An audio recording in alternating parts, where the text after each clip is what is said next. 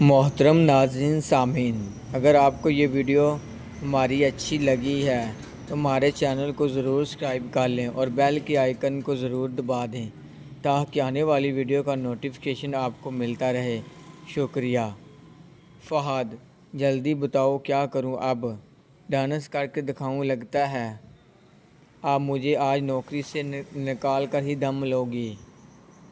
ماہرین نے اپنی ایڑیوں کو اٹھا کر فہد کے کندھوں پر ہاتھ ڈال کر ایک ایک کر کے فہد کے گال چومے۔ فہد ذرا سا پیچھے گردن سرا کے بولا، فہد: ہو گیا باجی، اب جاؤں؟ ماہرین نے بنا جواب دیے فہد کے ہونٹوں سے چوم لیا اور شرارتی مسکراہٹ سے پیچھے ہٹ کے ہاتھ کے اشارے سے اسے دروازے سے گزرنے کا کہا۔ فہد کے چہرے پر بھی مسکراہٹ تو تھی لیکن وہ اتنا زیادہ خوش نہیں تھا۔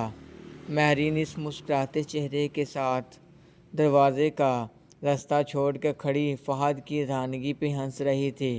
فہد نے بھی رخصت لی اور گھر سے چلا گیا۔ دفتر میں فہد کا دن اچھا گزرا لیکن ماہرین کی صبح والی حرکت سے وہ زیادہ خوش نہیں تھا اور اندر ہی اندر سے یہ سوچنے لگا یہ غلط ہے یا صحیح۔ فہد کسی دوست سے مشورہ بھی نہیں کر سکتا تھا، اس لیے اس نے گھر واپسی آ کر ماہرین ہی باجی سے بات کرنے کا فیصلہ کیا۔ لیکن فہد ماہرین کی طرح ہی بہادر نہیں تھا جو ایسی پیچیدگیوں کو خود زیر بحث لے آیا۔ گھر آ کر نہ ہی وہ ماہرین سے لبوں سے چومنے والی بات پہ بات کر سکا اور نہ ہی ماہرین باجی کو منع کر سکتا۔ کچھ ہی دن بعد ماہرین فہد کی اس کیفیت کو سمجھ گئی اور ایک تنہا رات میں خود ہی فہد کو اس کے اس پیچیدگیوں کے بارے میں پوچھ لیا۔ ماہرین: فہد، کس بات کی پریشانی ہے؟ فہد: نہیں باجی، ایسی تو کوئی بات نہیں۔ ماہرین: تو تمہاری بڑی بہن ہوں، امی ابو سے زیادہ میں نے تمہیں پالا ہے، مجھ سے کیا چھپا سکتے ہو تم؟ فہد: باجی وہ نہ میں۔ ماہرین اٹھ کے فہد کے برابر آ کر بیٹھ گئی۔ فہد لیٹا ہی اپنی باتوں کو ادھورا چھوڑ دیا، وہ چہرے سے ہی جھنجھلاہٹ کا شکار لگ رہا تھا۔ ماہرین: ہاں بولو یار، کیوں لڑکیوں کی طرح شرما رہے ہو میرے سامنے؟ بتاؤ کیا مسئلہ ہے؟ فہد: باجی آپ مجھے یہاں سے نہ چوما کریں۔ فہد نے اپنے ہونٹوں کی طرف اشارہ کر کے بات کی اور شرما کے سر جھکا لیا۔ ماہرین: ہاں کیوں نہ چوموں تمہیں، تمہارے ہونٹ ہی اتنے پیارے ہیں۔ فہد: باجی یہاں سے گرل فرینڈ اور بوائے فرینڈ چومتے ہیں ایک دوسرے کو، لیکن ہم تو بہن بھائی ہیں۔ ماہرین فہد کی اس منصفانہ باتوں اور اس کے انداز پہ مسکراتے ہوئے جواب دینے لگی۔ ماہرین: اچھا جی، گرل فرینڈ اور بوائے فرینڈ، اگر ایسی بات ہے تو آج سے میں تمہاری گرل فرینڈ اور تم میرے بوائے فرینڈ، اب تو کوئی مسئلہ نہیں۔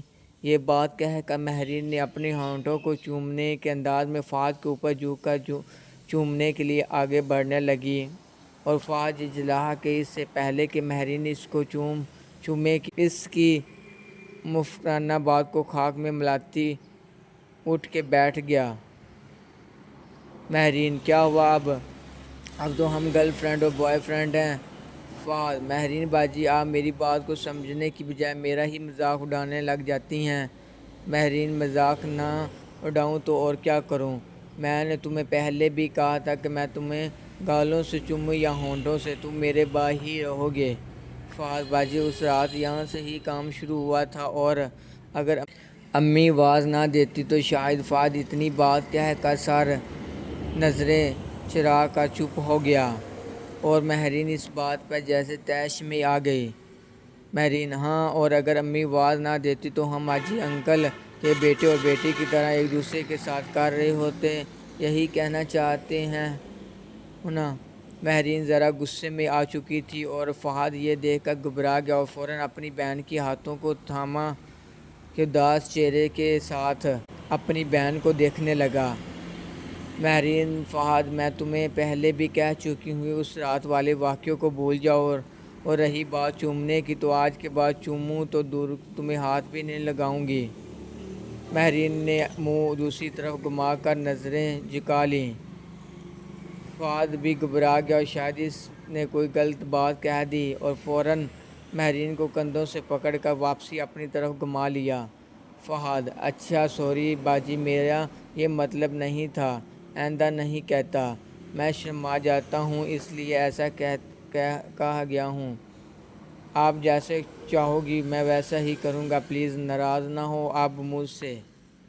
مہرین ویسے ہی منہ بنائے نظریں فرش پہ گاڑے بیٹھی اپنے آپ فہد سے چھڑانے لگی، اور فہد کا دل اب بیٹھا جا رہا تھا اور وہ باجی باجی کرتا معافی مانگنے لگا۔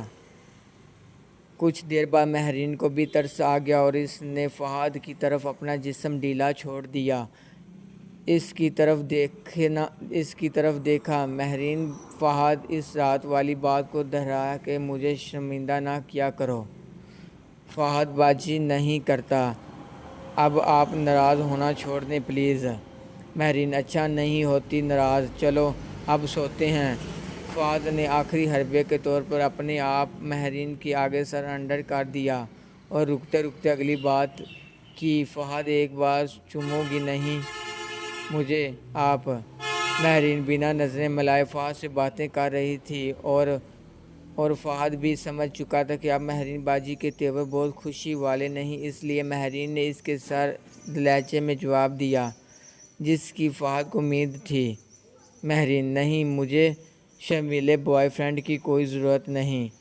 فہد نے اس بات کے جواب میں فوراً آگے بڑھ کر پتھریلے طریقے سے مہرین کے ہونٹوں سے چوم کے پیچھے ہٹ گیا اور مسکرانے لگا۔